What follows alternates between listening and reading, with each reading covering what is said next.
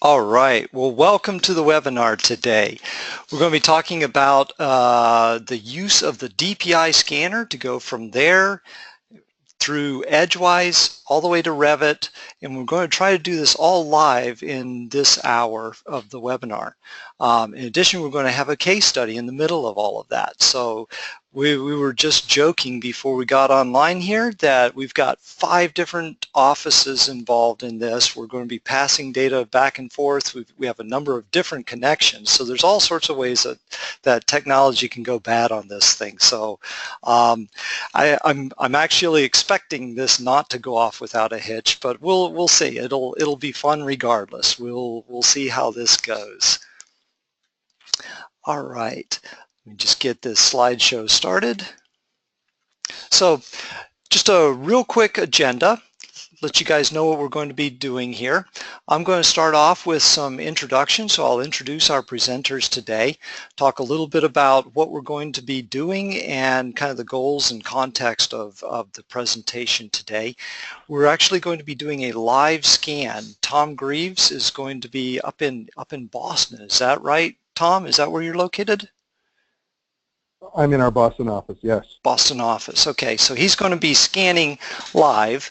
He'll then email that scan directly to Justin, who is one of our application engineers here in the Washington, D.C. area, who will then start the processing inside of EdgeWise. From there, we'll switch off, and we've got presenters with AEI located in San Francisco and then Chapel Hills, North Carolina, so both coasts. They'll be talking about their use of this scanning technology and EdgeWise and creating Revit models. And then finally, we'll switch back to check up on Justin and his modeling progress, watch him model, finish out the model, and export to Revit if all goes well. And during that time period, we'll be taking some Q&A. So should be a lot of fun, but certainly ripe for for all sorts of technical glitches. So we'll hopefully at least most of it will go right. So just to lay the ground rules, all of the participants are going to be muted. There are, and by the way, this is the largest webinar that we've done so far. So obviously there's a lot of interest in this type of a workflow. We had just under 1,000 people registered for this webinar. So obviously we got to keep everybody muted except for the presenters, or it'd be chaos. But we absolutely want to take Q&A, and so as you think of questions, please type them into the chat window in the GoToWebinar session, and we will take those on a first come first serve type of basis. So as you think of questions, go ahead and just type them in, and we'll try to get to as many as we possibly can during the Q&A session. This webinar is being recorded, so at the end, you'll receive a recording link within a day or two afterwards so that you can download and watch anything that you happen to miss. So with that, let's get started. And I'd like to introduce the folks from AEI. Jeremy, would you like to introduce yourself?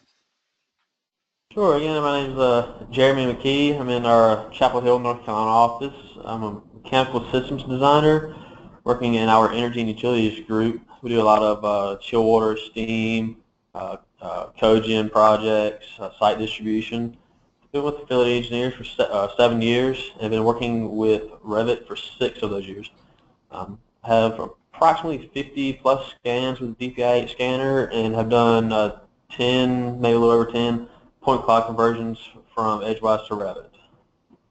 Excellent, excellent. That's some great experience, Jeremy. Ifeanyi Nzewi, did I get your name right? Yeah, you did. Awesome, awesome. Can you give us a quick introduction to yourself? Sure. Hi, so I'm Ifeanyi in the San Francisco office for Verity Engineers. My background originally was in architecture, but doing BIM now. I've been working in the BIM VDC industry for over 6 years. 3 of those years have been with AEI in San Francisco. Had a lot of experience with laser scanning and point cloud conversion. We used to do it the old way. Bring the point clouds into Revit and trace over it. So EdgeWise has been really a breath of fresh air and a big time saver. Had some good experience doing all of that, and also using the DPI scanner. Had not as much experience with it as Jeremy has, but yeah, we've been collaborating a lot, and it's been a great tool. Excellent, excellent. Thank you. And then on the dot product side, we've got Tom Greaves with us. Tom, can you give us a brief bio? Sure. Welcome, everyone. It's good to be back with, I know some of you from the registration list. So a very long time ago, I was an engineer. I logged oil wells in the Middle East for Schlumberger. Lived in nice places like Abu Dhabi and Kuwait and Oman.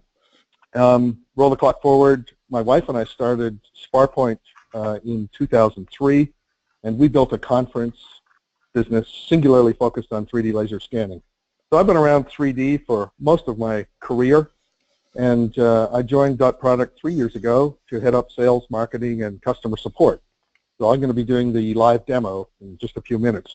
If you hear some nervousness in my voice, it's because we're going to be doing something that most people get advised not to do, which is a live streaming demo. But we're really looking forward to showing it.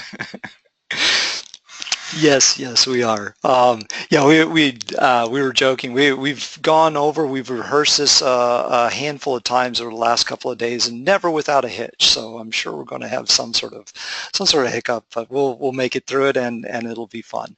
My name's Kevin Williams. I'm the chief scientist at ClearEdge 3D, and my background is in automated feature extraction, computer vision types of technologies, a lot of just point cloud analysis and trying to automate the processes that the human brain does so well, but computers are so difficult to make do. So that's kind of my background and my my passion. So with that, let's get started with just a real quick overview of what we're going to be doing. Agenda-wise, I'm going to be passing over the screen to Tom Greaves in just a minute here, and he's going to do a live scan of an environment inside his office. Some pipes and a little bit of ducting. And then he's going to email the file once he captures it. He'll email it to Justin Domer in actually not in our office, but in his home office. He will be processing that live using EdgeWise. And while he is doing that, then we're going to talk about the case study and a real life use of this technology with our friends over at AEI. We thought rather than watching a progress bar for 5 or 10 minutes, we'd do something a little more productive and let these guys talk about how this is used in the real world. And then finally, we'll take that, we'll switch over, we'll see how Justin is doing and check on his progress and watch him finish out the model and hopefully go all the way through and export to Revit. And during that time, we'll take the Q&A, and we can just kind of watch him finishing out the model in the background while we do the Q&A. So with that, let me switch over the screen to Tom Greaves.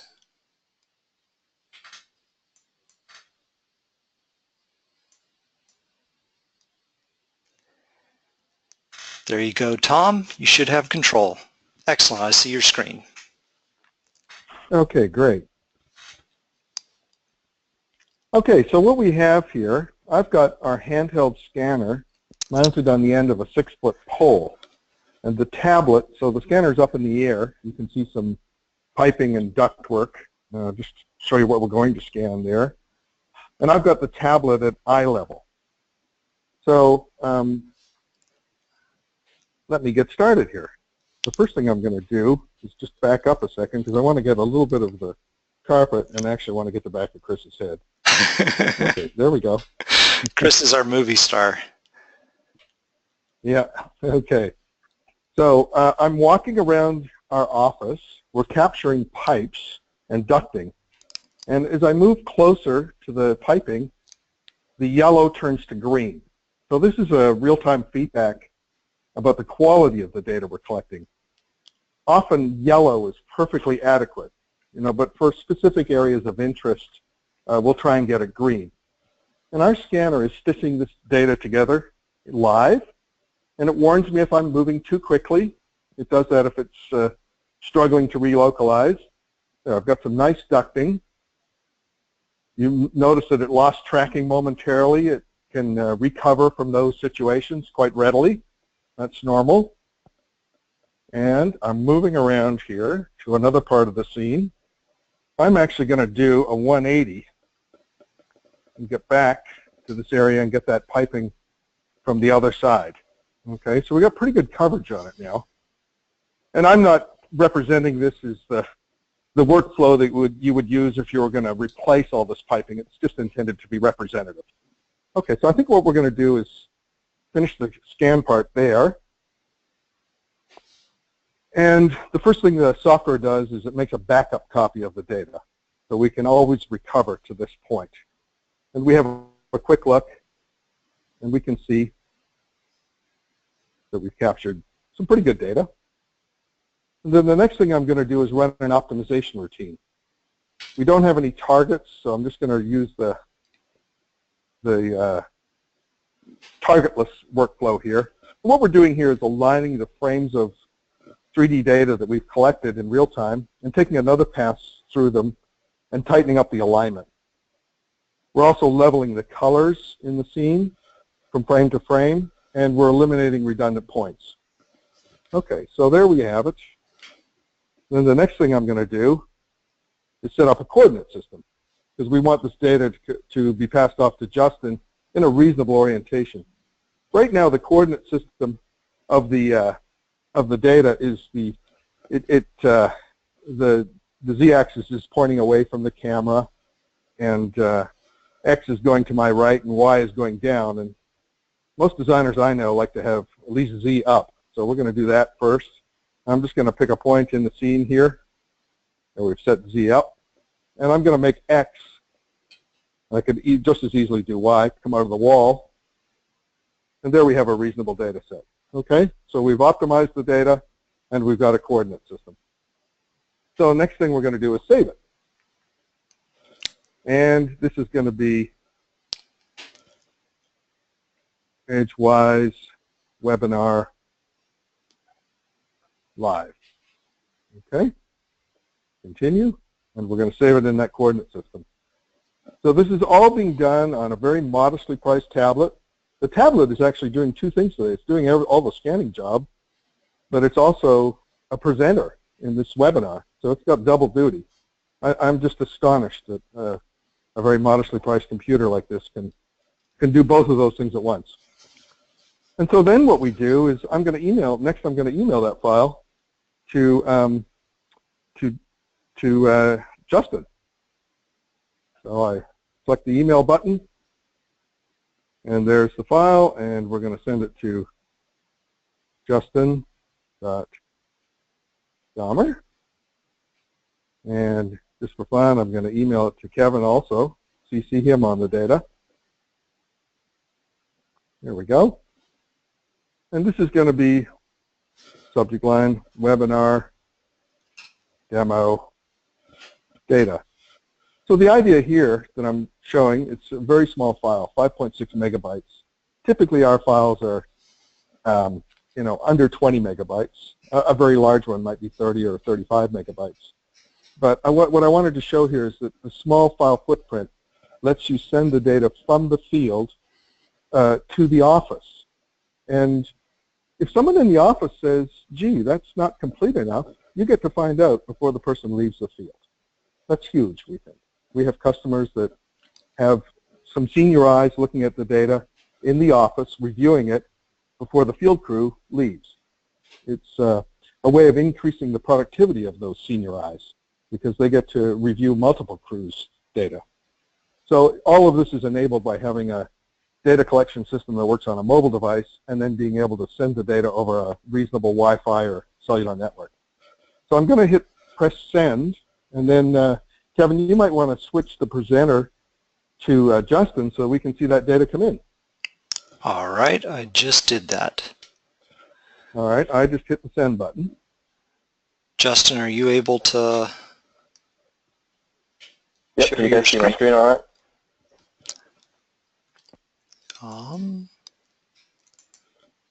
Yes, I can see your screen now. Okay. Great. So now we'll see how long it takes to get across. Yeah, this may be the longest part. It could easily be. Okay.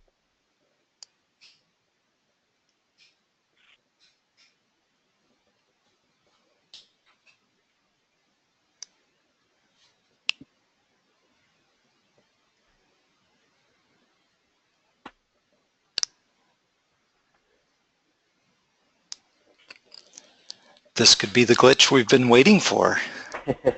Yeah, moving pretty quick today until now, apparently.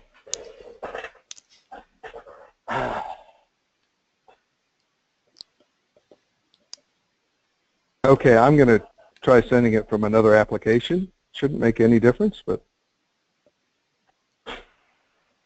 Kevin, have you received it? That's a good question. No, I have not. Yes, I just did. I just There it did. is. Okay. Yep, just got it. All right, perfect. We're back on. okay. Okie dokie. So I have a file here that we just created. It's a .product file. I'm going to go ahead and save it to my computer. It's a DP file. Now that I've saved it, I'm going to go to EdgeWise, and I'm going to go to Process Scans. I'm going to select the file. And this is the same process for any file type that we work with.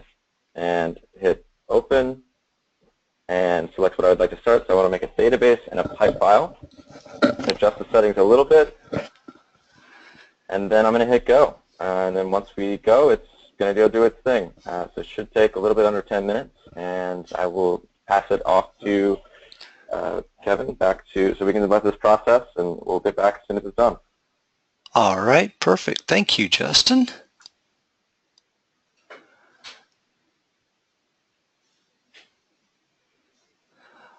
Okay, so you should be seeing my screen now, which talks about affiliated engineers. And if Yanni and Jeremy, do you guys want to take it from here?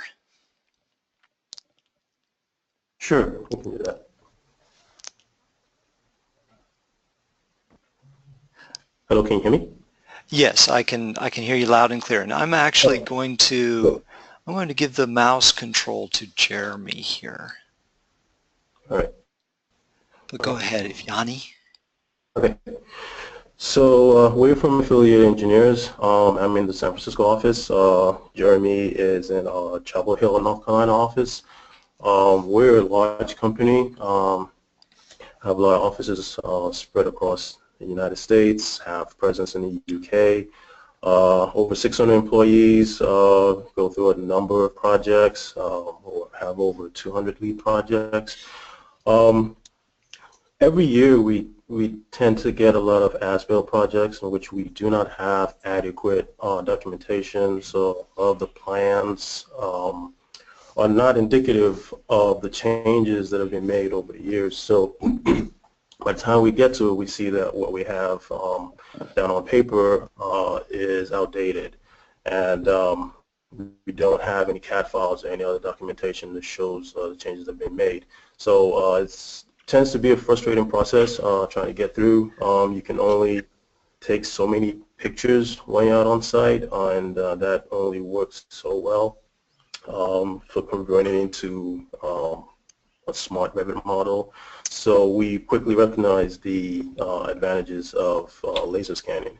That being said, sometimes on the type of projects that we have in which access to certain areas is not very straightforward, like a lot of pharmaceutical projects that we work on, having a third party come in with a terrestrial scanner to do the work for us takes a number of days for them to get badged. We have to pay for those days that they're working, regardless of if they're doing any work at all. So we figured that if we were going to be on site to record data or just to see what's going on and just document some of the things that we're seeing, it would be advantageous to have a handheld scanner, especially for small spaces as well, like chiller rooms and boiler rooms and such. So it's very, very straightforward to go in there with the product, the DPI, and record the data, take a scan, bring that back into the office, and process it a lot quicker than taking lots of photographs and coming back and trying to figure out at what point were you when you took that picture, what exactly is the one picture you're looking at. So with that, I mean, we talked to Tom that you just heard from. You just saw do that live scan. He came into our office and did one with us, and we went ahead and purchased the DPI, and we've not looked back. And it's been a great tool for us in San Francisco and in North Carolina. We're having a lot of other offices show interest in doing that, and it has enhanced what we offer. So with that, I will pass it over to Jeremy and have him explain and go through the process of some of the projects that we've done.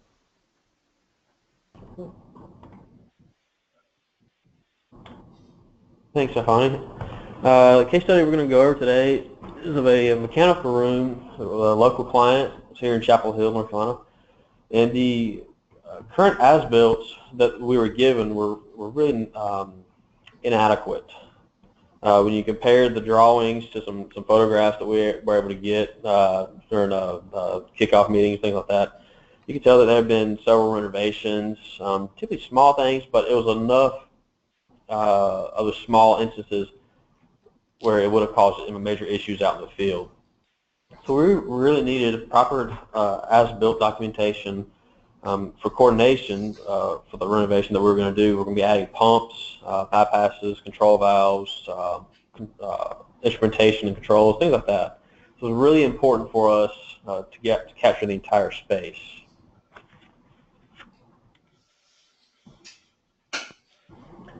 The project consisted of 5 different mechanical rooms across campus and multiple buildings, with the average size of mechanical rooms being about 400 square feet. I believe the smallest one was 200, and the largest one, which is kind of, I guess, an outlier, if you will, was about 3,000 square feet worth of mechanical room space, which we did not scan all of it, just because we didn't need it.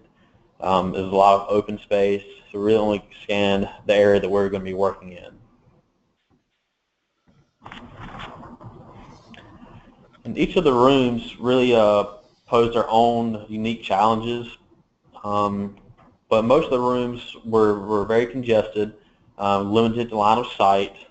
In this particular room pictured here, the ductwork, kind of in the center of the screen, was probably about maybe about 5, somewhere between 5 and 6 feet above the ground. So we literally had to get on our knees to scan some of the space. It was also about 12 to 18 inches from the wall, which gave it a tight, narrow corridor, if you will, to see above any of the piping that was up there. With 20-foot high ceilings, it was very dark. So we also had to bring our own light kit to be able to get adequate lighting for the scanner to see.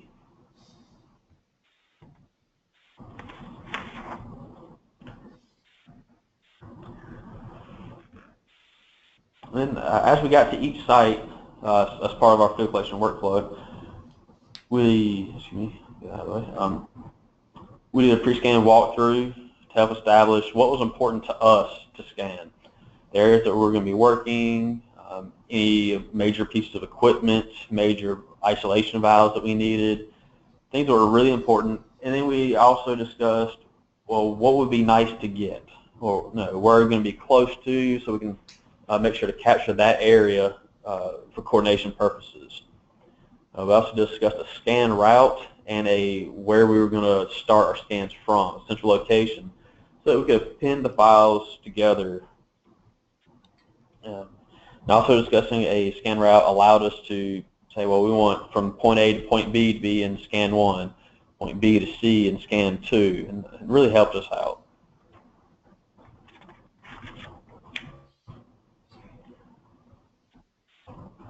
And after we did all of our walkthrough and pre-scan everything, if you will, we'll start setting up our Able tags based on the pre-scan walkthrough and where we wanted our pin locations to be. And we typically worked with a 2-person scan team.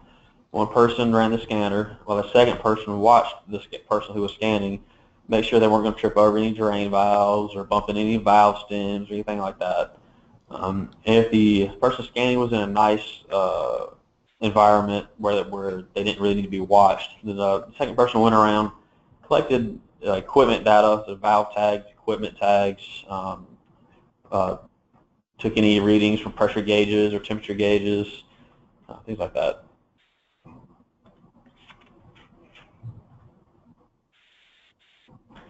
And here in this slide, you can see pretty good representation of the congestion up above. In the foreground, we have 2 chill water pumps, a steam to hot water converter kind of in between the pumps in the background. And a lot of the chill water piping was being removed. So it was very important for us to get as much of the chill water piping collected as we could so we can get accurate takeoffs and pricing, things like that for the contractor.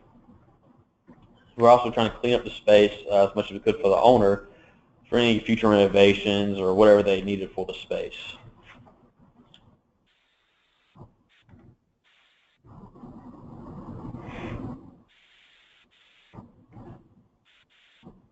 Here's some more chill water piping. Again, you can see it's very congested. You can tell the routing wasn't quite thought out, maybe due to renovations or other things that may have been here in the space that are no longer here. For instance, the piping that drops down to the bottom of the screen is actually connected to a fairly new inline pump that was not documented on any of the as-built drawings.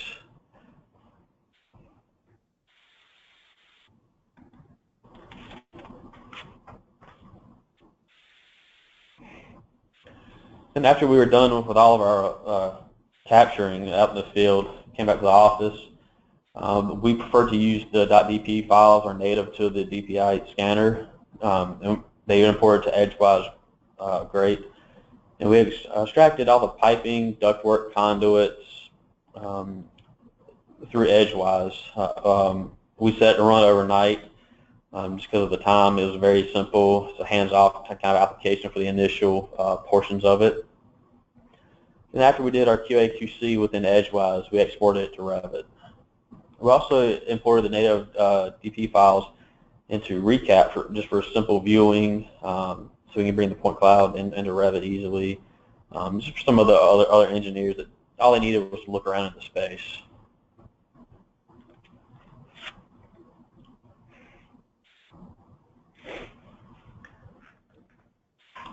Again, we brought the point cloud into Revit for further coordination for things like lighting, some of the instrumentation that hung off the piping, thermometers, things like that. We also had to go through and added our existing valves and equipment locations, coordinated. If we needed, which is not very often, we created custom families. Within Revit, we also, at this time, went through, put all the piping and ductwork and everything on the correct systems that they needed to be on. So our design team could go through and do their tagging and start the demolition and new work.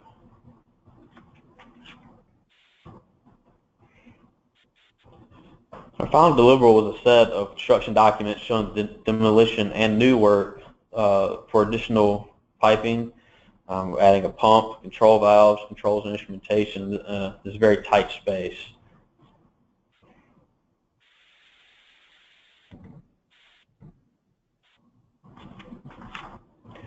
And here we have a simple screenshot of all the MEP systems within Revit.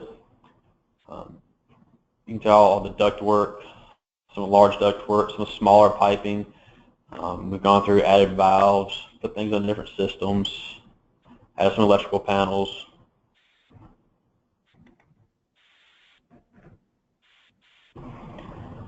And here's some more isometrics with the building turned on but turned transparent. You can see in the left picture, we weren't doing any work in this particular space. However, we needed the piping there so we can account for things being in there for coordination. When we started adding pumps, we didn't want to say, oh, well, we just stick it over here when there's other equipment and other piping there in the way. Also, our new tile and locations in the right-hand screen, valve, a couple of gate valves and a control valve. These scan enabled us to very accurately locate where we're tying on at.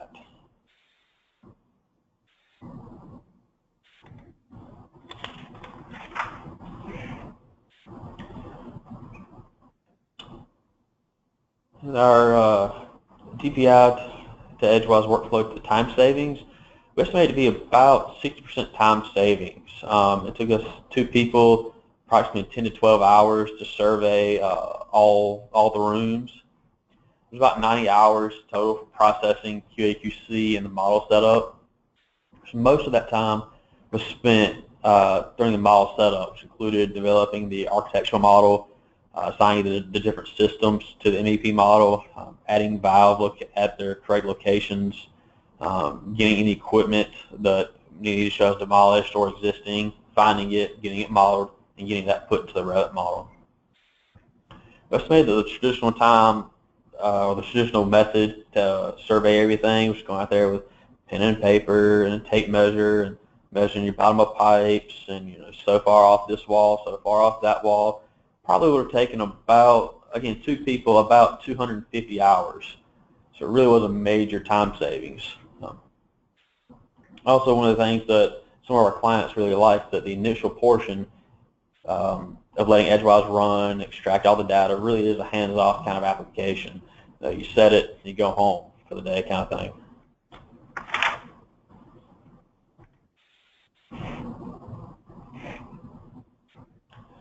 And some of the project tips and tricks that we learned throughout multiple projects are really taking the time to walk through the space prior to scanning. So you know what you want to scan, what's most important, what would be nice to scan. Also trying to figure out how many scans you may need. And take your time scanning, don't rush it. When we first started testing out the scanner, that was one of our problems. We were get so excited that we're ready to go. We found that we really need to slow down and take our time with it. And for darker areas, bring additional lighting. It really does make a difference in the scan quality. I've seen things on online forums where people have, it's a simple flashlight or light kits that I believe you can get from DotProduct attached to the scanner. That's what we've used, and it's been very helpful. Also, if you're using any type of targeting, such as able tags, try your best to square up to the targets, so you don't get them from a steep angle and get straight on with the targets, and also whatever else you're trying to scan. It really allows the scan to be very accurate.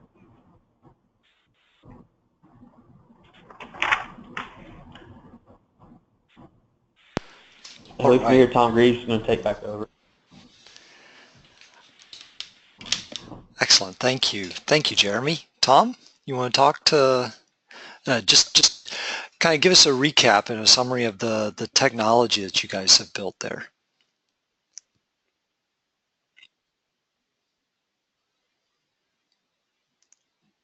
Tom Greaves?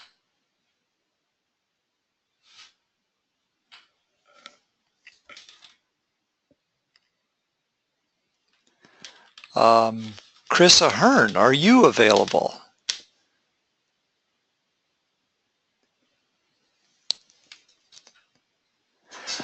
All right. Well, let me, you know what I'm going to do? I'm going to come back to these guys in just a little bit. It looks like this is actually our real glitch.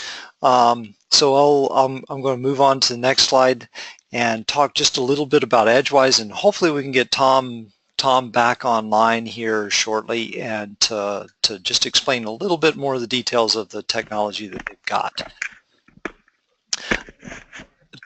All right, so just to I know most of the people on this webinar are familiar with EdgeWise. Just to give you a view into our next upcoming release, the next things that we intend to put into the application include a PDMS steel export capability, which we've had a number of people asking us for. We're also going to do our very first language pack, which will be German, which I'm quite excited about. And hopefully we'll move on from that quickly to, we also, Chinese I believe is next on the list, as well as Japanese. But for this fall time frame, we're hoping to get out the German language. Also T connections inside of Revit, which has been conspicuously missing for some time now. We expect to have that available and ready, and that'll make life a whole lot easier for the guys going into Revit. And then finally, we're excited about a direct DWG export. So that'll make us a lot more compatible across some of the more generic CAD modeling applications. So these are the upcoming improvements to the EdgeWise software. Tom Greaves, did I hear you get back online? I managed to reconnect. I apologize. I hit the disconnect button instead of the unmute button. So, okay. Well, let me back up. Yeah, these things happen. That's fine. Let me back up and let you talk about the DPI-8 scanner. Sure. I'm not going to read every bullet on this slide. What I would like to leave you with is first of all, thanks to Jeremy. That was an excellent use case that he described, and to Ifeani also. Much appreciated. The thing that we do, and we believe we do well, is the real-time field data capture. We can capture and allow our customers to review, to assess the quality of 3D data in the field. And we do this with a small footprint. One of the lessons that we learned along the way is that, at the heart of success is the downstream workflow. So once you capture the data, what happens next? And, so we've seen some very good examples of that today in this presentation. So we've spent a lot of effort to build out the workflows to get our data from the tablet into your engineering, design, and asset management tools. We'd welcome the chance to have a longer discussion with you about that in the future. Happy to do one of these web demos going forward for your organization. With that, I'm going to pass it back to Kevin. Thanks very much. All right. Thank you, Tom. So, all right. So that's the dot product side. In parallel with the improvements that we're building into the EdgeWise product, we're also working, I believe a number of you are probably aware, we're working on a new application called Verity, which is for construction validation. And the idea is that it compares a design model to ongoing laser scan data particularly on a construction site. That's what we're targeting initially. And so the idea is to figure out where there are discrepancies between what was supposed to be built and what's actually being built. The software is able to verify whether things are actually there or not, so you can tell if it's been installed or not.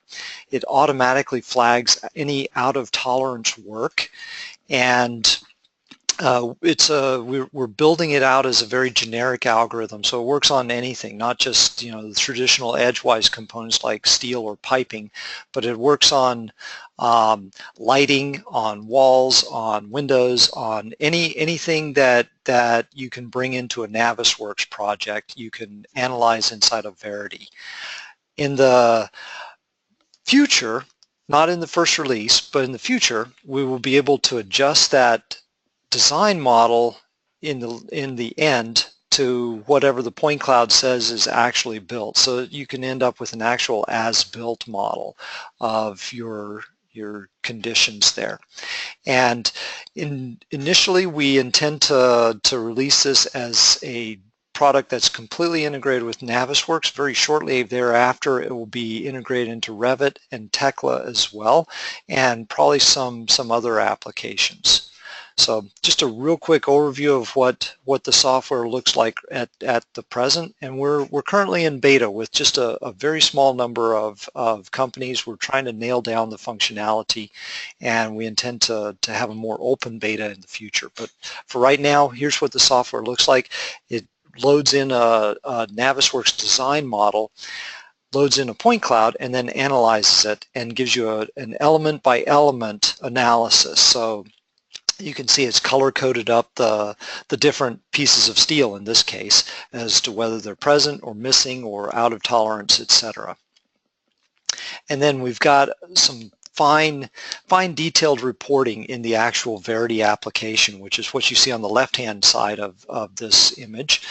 That's the Verity application. We've got a table that reports very precise deviations in the vertical, horizontal, and also if I were able to scroll the table over, it reports rotational values as well as object coordinate system values for any deviations. So you can see in the right-hand side, let me see if I can move my mouse here. Hopefully you're seeing my mouse. The right-hand side shows the Navisworks instance of what's happening. So you can see this beam here is quite a ways off from where it was actually installed in the point cloud. And that's what we're seeing over here in the Verity application as well. The purple element in the Verity side represents where the beam is supposed to be. The blue represents where the software actually detected it, and then it's calculating a deviation between those two. So we're doing some intelligent fitting and analysis based on the points in the vicinity of that of each element. So that's what is going on under the hood inside of Verity, and that's what we're working on in parallel with our updates to EdgeWise, and we hope to have a product out in the early part of 2017. So with that, those are some product updates. Let's switch over to Justin's screen and see how he's faring.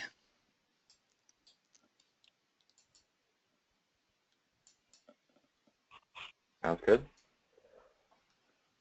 There you go, Justin. Okay. That should be sharing in a second here. Yeah, I can see your screen.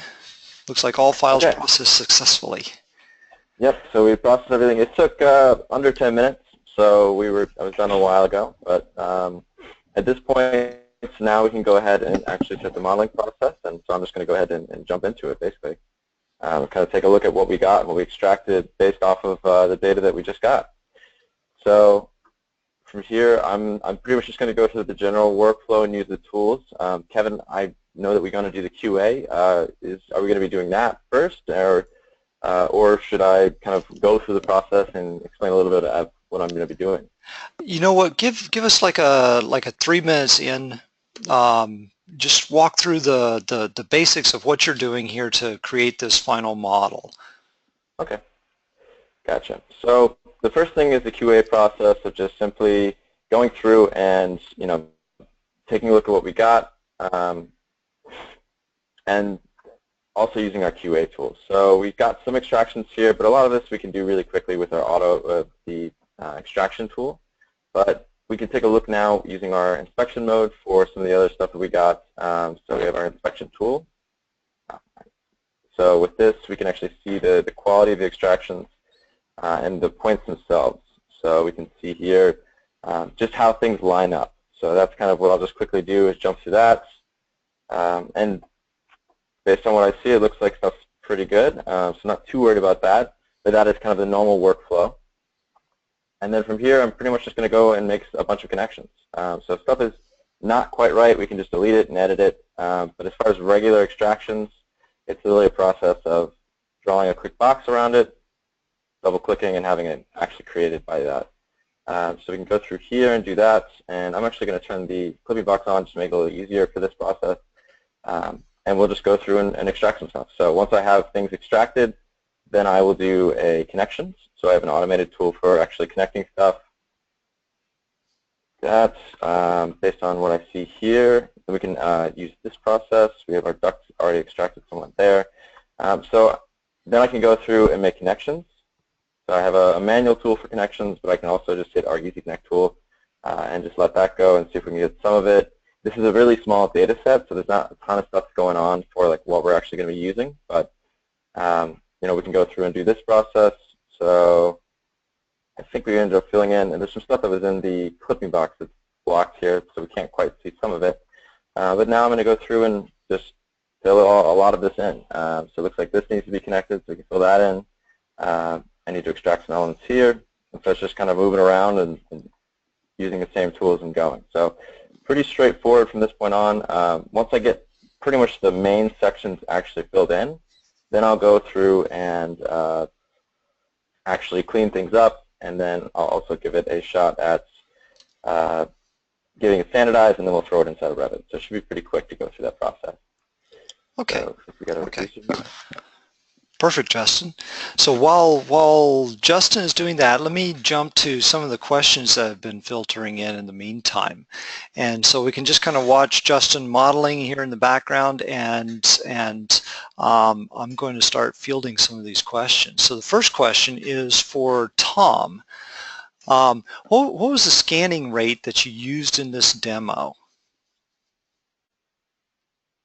So our device captures at 30 hertz, okay? And so 30 times a second we're capturing a frame of data.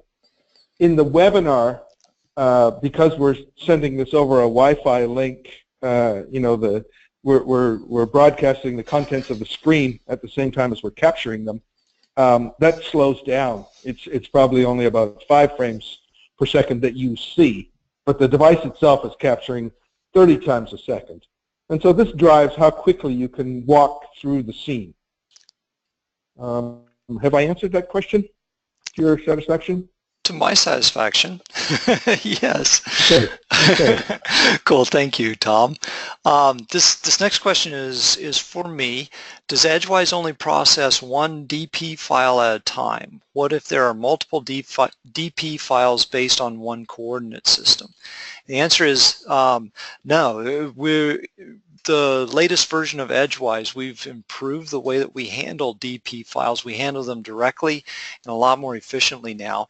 So we're able to, if you've got 5 appended DP files, you just load them all in, hit the go button, and it goes off and processes it. And if you've used EdgeWise with DotProduct in the past, you'll appreciate the new time savings. It's a whole lot faster. Next question is for you again, Tom. To send the data from the field, does a tablet need to have internet access? There are 2 ways. One is if you have Wi-Fi access, you can send the data from the field. But actually, there are multiple ways. So certainly, if you have Wi-Fi access, that's a good way. You can also send it. You can set up an FTP link if you have Wi-Fi access. I have I set up a hotspot on my phone typically when I'm doing it. The other ways of getting the data from the field are to attach a thumb drive to the tablet. There's a special cable that comes with the device, and you just load the data onto a thumb drive or onto a micro SD card and transport it physically. But it's either either wireless Wi-Fi or physical transport of the data media. Okay. This question was addressed to Tom, but I'll also open it up to Jeremy as well, because Jeremy, you've got a lot of experience in this. Can you scan the whole room in one time? Typically, no. It took us multiple scans to get the rooms, but like Tom said, the speed that you can move through the rooms is very nice. So we only needed one site visit, but again, it took multiple scans. Let me take a crack at that too, Kevin, if you don't mind.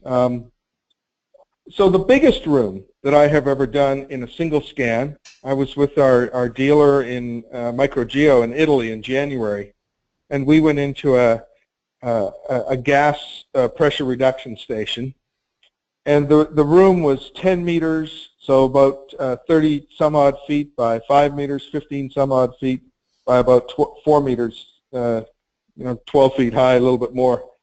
And I was able to get that in a single scan, but I was hustling, and, to get around it, it was right at the limit of what we could do. I would make that the upper limit of what you could expect to be able to do in a single scan, and typically, you would want to capture spaces that are much smaller than that in more detail. But, so this does not replace, this handheld scanner does not replace a terrestrial laser scanner particularly for large spaces. Well, I wouldn't recommend it. If you need to get it all in one go. We can, of course, stitch together multiple data sets. Okay. I was watching in a little bit of fascination Justin modeling here on the screen. He's got some areas with fairly sparse coverage and apparently some pretty intricate detail. So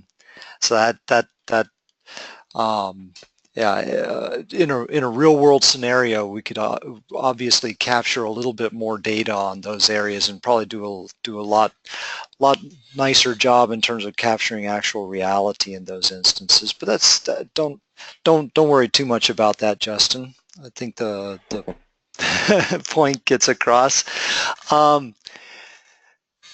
Next question is for Jeremy. How many targets did you use for the average mechanical room? Average mechanical room.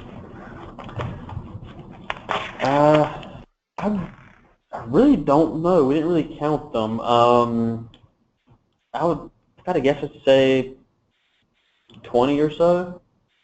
These are April tags, right? Yes, correct. April tags. Okay. Correct, April tags. We try to get them every few feet, and on some of the rooms, on any flat surface that wasn't vibrating, so duct work or whatever wouldn't do very well.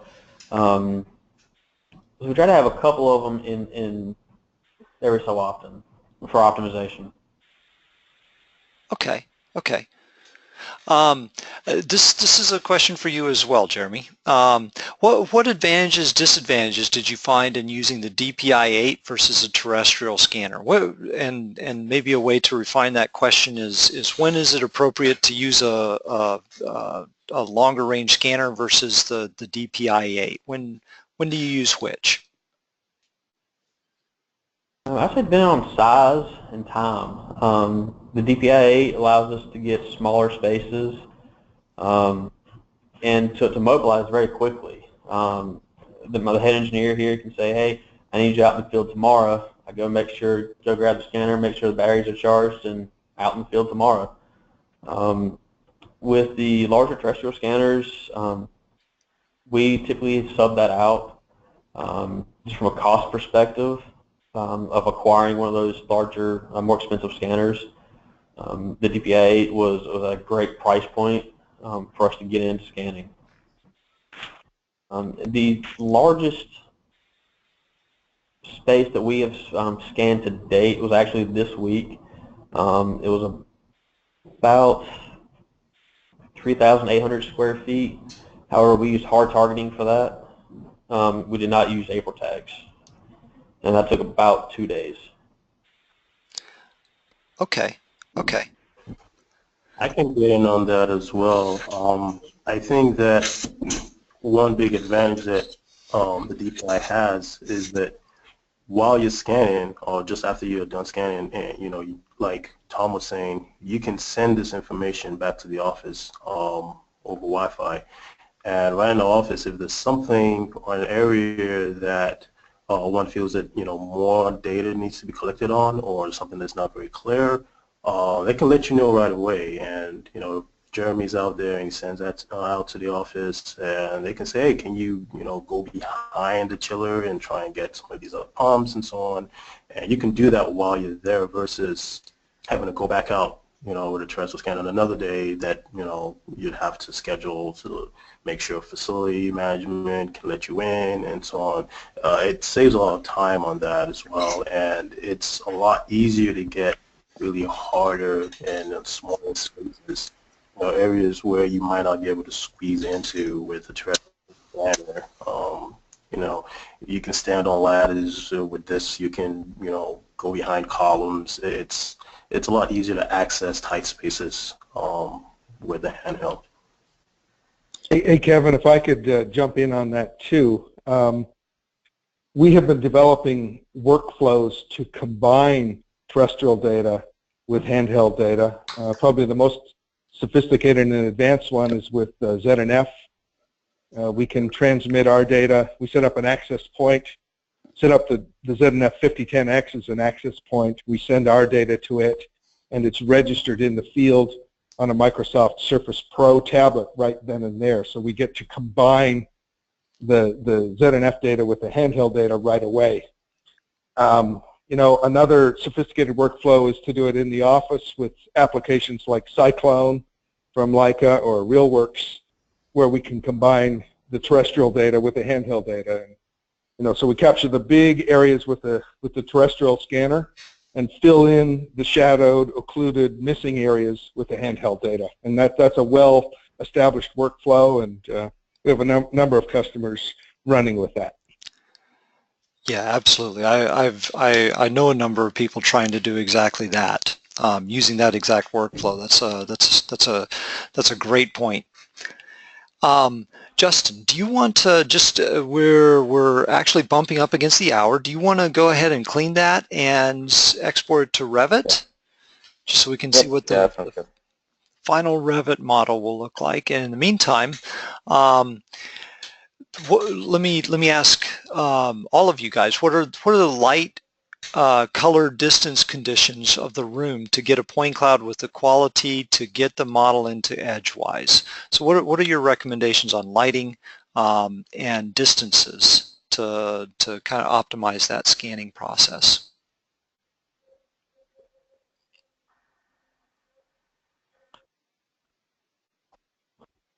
I'm happy to jump in on that, Kevin. What we recommend. The sweet spot for distances is to be 1 to 2 meters or 3 to 6 feet away from whatever it is you're looking at. That's a good compromise between getting the level of detail that you need and allowing the device to track successfully. As far as lighting, I would say that we get the best results in the conditions that are lit that would be appropriate for a photograph, okay? Or a video camera. And if that lighting is absent, then we strongly recommend using our onboard light kit. The other end of the lighting question, though, is daylight. Our device does not work in direct sunlight. Sunlight washes out the signal, and we don't recommend it for bright sunlight. We can scan outside, but the sun has to be low on the horizon, so early in the morning, late in the afternoon, or on an overcast day. Okay, makes sense. Another question is, what is the largest area in square feet that you could scan for an area that has this type of complexity? So mechanical room level complexity. What's kind of what's the outside limits of what you would recommend?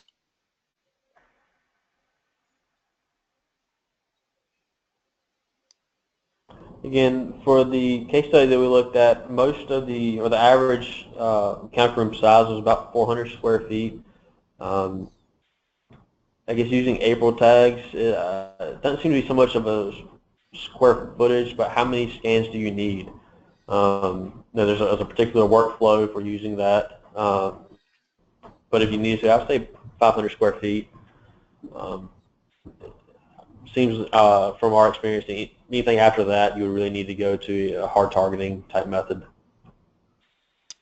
Yeah, let me jump in on that a little bit. If you use survey control or hard targeting, in other words, if you have some well-defined, well-surveyed control points, you can extend the scan, in the same way that you would extend a terrestrial laser scan. The trade-off comes, if the geometry is very dense and congested, you're inside a semiconductor fabrication facility, for example, then that effort may be justified. If it's an open parking garage, it might make much more sense to use a terrestrial laser scanner.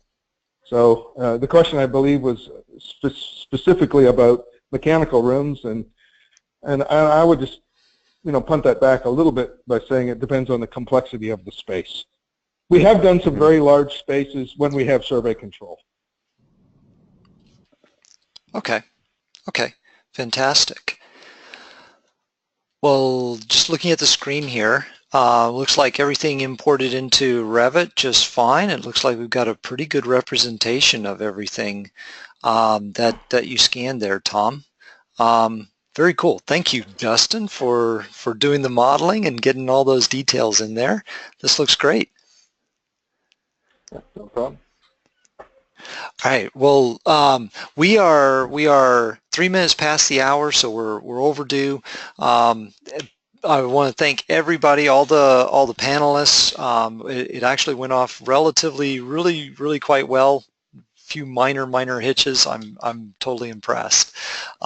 Thank you guys very much, and thank you the audience for watching this. I think it was a lot of fun to pull all this together and kind of show this whole workflow. It's some really cool technology the guys at DotProduct have built, and it's cool to see it being used like this. So thank everybody. We will see you next time on the next webinar. Bye, guys. Thank you. Thank you.